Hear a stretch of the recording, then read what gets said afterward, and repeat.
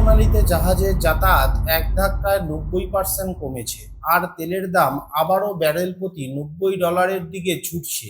এদিকে ভারতের মূল্যস্ফীতিতেও রিজার্ভ ব্যাংকের লক্ষ্যের গণ্ডি পেরিয়ে গেছে। তাহলে কি শেয়ার বাজারে বড়সড় পতন আসতে চলেছে, নাকি জিও ফাইন্যান্সিয়াল এবং এয়ারফোর্সের 1,00,000 কোটি টাকার মেগা টেন্ডারের খবরে বাজার এখন রকেট হবে?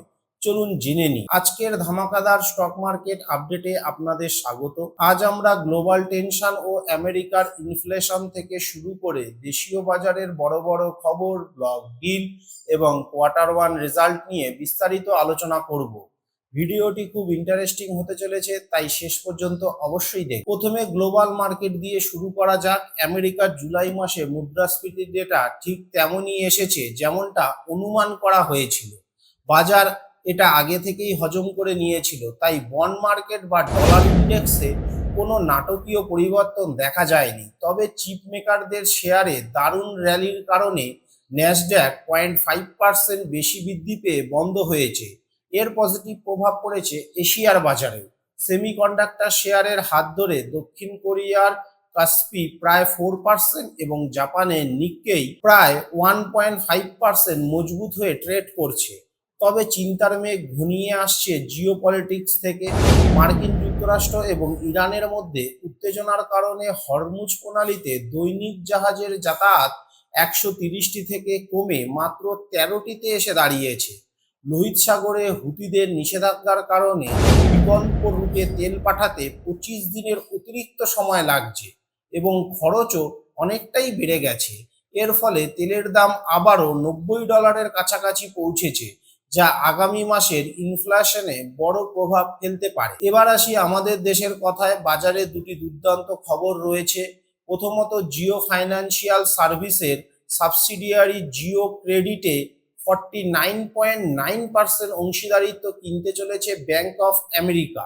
এর জন্য তারা প্রায় 18,270 কোটি টাকার বিশাল বিনিয়োগ করবে এবং ইতিমধ্যে দুই কোম্পানির মধ্যে চূড়ান্ত চুক্তি স্বাক্ষরিত হয়েছে। দ্বিতীয়ত, ডিফেন্স সেক্টরে এক বিশাল খবর। ভারত সরকারের প্রতিরক্ষা মন্ত্রক এয়ারফোর্সের জন্য 60টি মাল্টি রোল ট্রান্সপোর্ট এয়ারক্রাফট কিনতে প্রায় 1,00,000 কোটি টাকার মেগা টেন্ডার জারি করেছে। চুক্তির শর্ত অনুযায়ী এর 80%ই ভারতে তৈরি করতে হবে, আর এই রেসে হ্যাল, টাটা এবং মাহিন্দ্রার মতো কোম্পানিগুলো সবার সামনে রয়েছে। এখন এই স্টকগুলোতে অবশ্যই নজর রাখতে হবে। MSCI স্ট্যান্ডার্ড ইন্ডেক্সে আগামী 31শে আগস্ট থেকে বড় রদবদল হতে চলেছে। লার্স ল্যাবরেটরিজ, গ্রো, লেন্সকার্ট এবং আদানি এনার্জি সলিউশন ইন্ডেক্সে এন্ট্রি নিচ্ছে, আর অন্যদিকে বাদ পড়তে চলেছে বালাকৃষ্ণা ইন্ডাস্ট্রি, SBI কার্ডস এবং অ্যাস্ট্রাল। পাশাপাশি আল্ট্রাটেক সিমেন্টের শেয়ারে প্রায় 1900 কোটি টাকার এক ব্লক ডিল হতে পারে।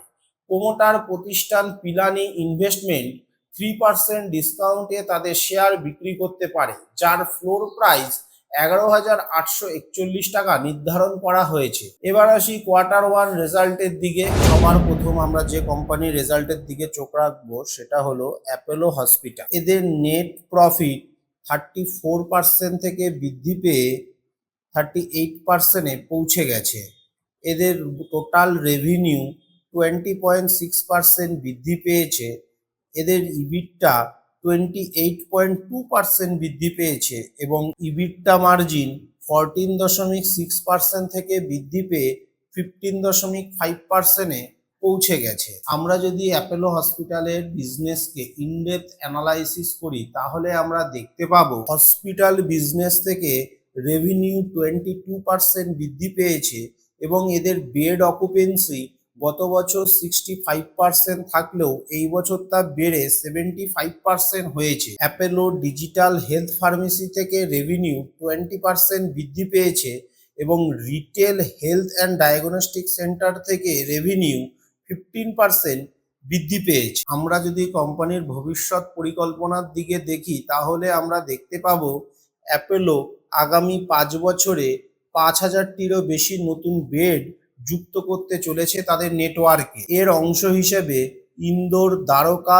দিল্লি প্রোটন এবং রাঁচিতে তারা 4টি নতুন হাসপাতাল তৈরি করতে চলেছে। ইতিমধ্যেই তারা বেঙ্গালুরু এবং গুরুগ্রামে হসপিটাল তৈরির কাজ চালু করে দিয়েছে। অতএব অ্যাপোলো ফার্মেসির রেজাল্ট সত্যিই খুব ইমপ্রেসিভ। এবার আমরা যে কোম্পানির কোয়ার্টার 1 রেজাল্টের দিকে নজর দেব সেটি হলো জিএমআর এয়ারপোর্ট। এদের রেভিনিউ 24% বৃদ্ধি পেয়েছে এবং ইবিটটাও 24% বৃদ্ধি পেয়েছে, কিন্তু ইবিটটা মার্জিনে সামান্য উন্নতি হয়ে 36.5% হয়েছে। অর্থাৎ জিএমআর এয়ারপোর্টের জন্য এটা একটা ওকে রেজাল্ট। এর পরবর্তীতে আমরা যে কোম্পানির রেজাল্টের দিকে নজর দেব সেটা হলো অ্যাস্ট্রাল লিমিটেড। অ্যাস্ট্রালের রেভিনিউ 15.93% বৃদ্ধি পেয়েছে, ইবিটটা 25.8% বৃদ্ধি পেয়েছে, ইবিটটা মার্জিন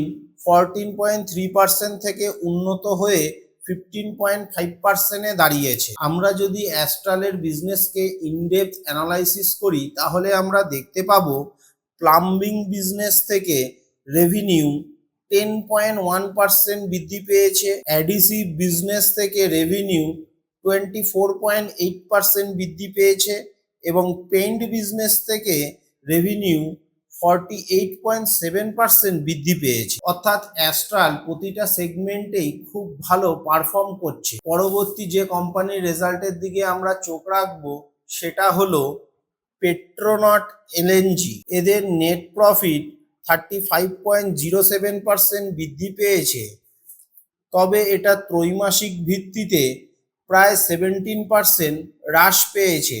তবে কোম্পানির রেভিনিউ 53.2% কমে গেছে এবং ত্রৈমাসিক ভিত্তিতে 41% হ্রাস পেয়েছে। ইবিটটা মার্জিন আগের তুলনায় 17.5% কমে গেছে।